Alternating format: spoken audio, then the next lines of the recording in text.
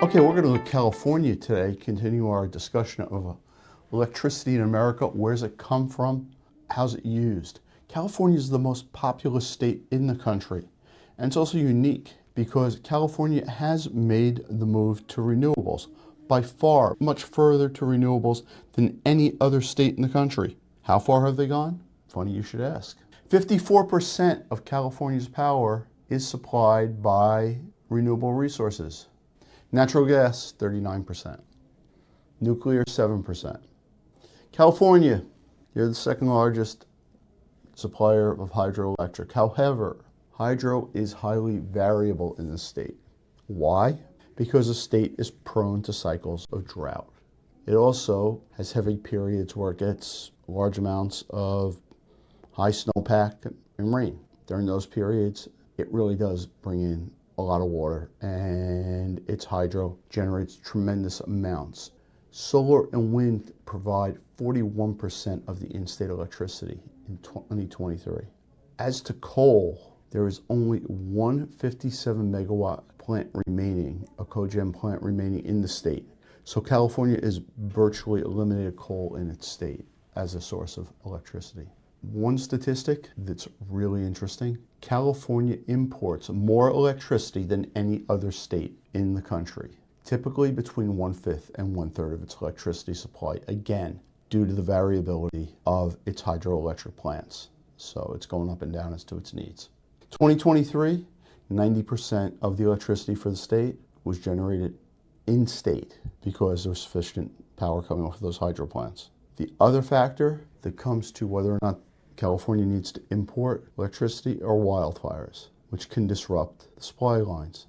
If the transmission lines go down, it may be necessary to import electricity to get them onto a different part of the grid. So we're looking at a state that has some serious issues. California is the number 3 consumer of electricity. Remember, number 1 in population.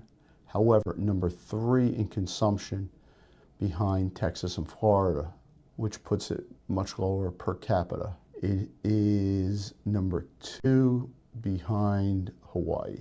Price-wise, California, here's some bad news for those of you who live there. You have the highest price of electricity, well, second highest, after Hawaii.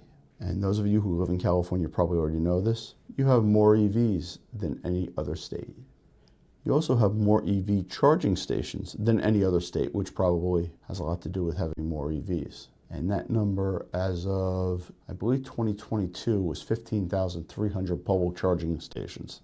The registered vehicles, 2022, 783,000 battery electric vehicles in California. California has mandated that its public transit systems become zero emission by 2029. Public transit is no longer permitted to purchase vehicles that are not zero emission. A large portion of the power, again, comes from solar energy. California has the benefit of having a large number of desert areas where they can generate solar power. And obviously, with the deserts come the sun and the open space. So they're generating large portions there at utility scale. In 2023, 16% of the electricity came from small-scale solar generation. Beginning in 2024, the state is adding additional solar capacity of another 36,500 megawatts. The commitment to solar is significant in the state.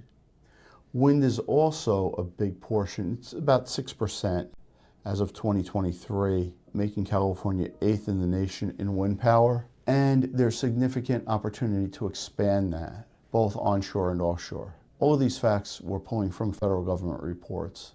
An area that California also has the ability to take advantage of that other states simply don't have is geothermal resources. 4% of the state's electricity, or 1,900 megawatts, is being generated from geothermal sources. That's along the coastal mountain range north of San Francisco.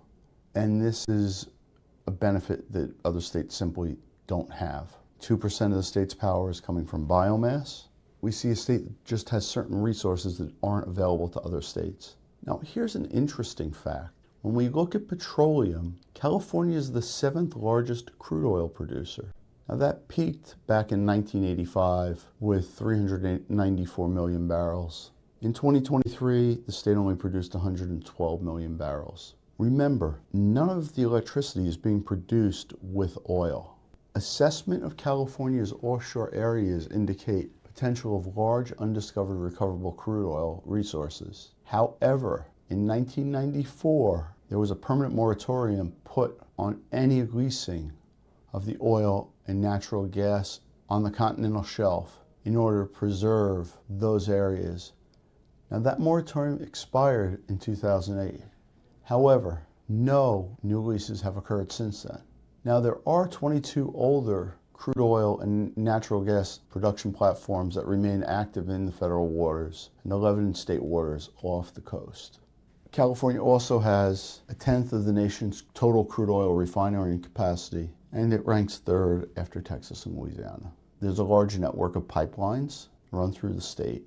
There's a strong petroleum history in the state and a strong petroleum network that remains in the state. Where does that take the state as we go forward, particularly if hydrogen becomes a fuel source? We'll have to wait and see. But it's interesting to note that that is in place. Looking at natural gas, the state now accounts for less than 1% of the total nation's natural gas reserves and production. However, the state is the second largest consumer of natural gas.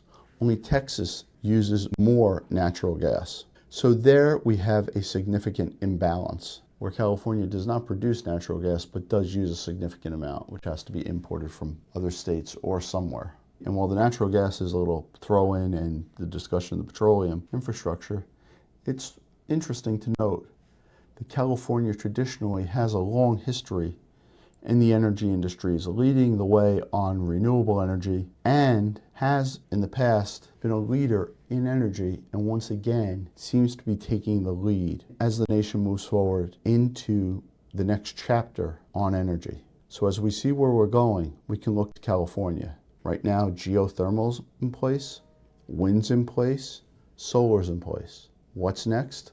Maybe we should ask California, because it seems zero-emission buses are coming very shortly. BizReorg. If you find this helpful, subscribe, ring the bell.